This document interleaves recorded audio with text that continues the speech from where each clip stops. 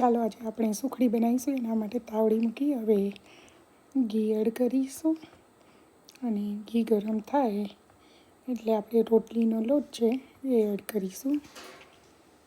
અને રોટલીનો લોટ એકદમ સરસ મજાનો શેકાઈ જવો જોઈએ, એટલે આપણે હલાવતા પણ રહેવાનું, નહીં તો નીચે દાજી જાય.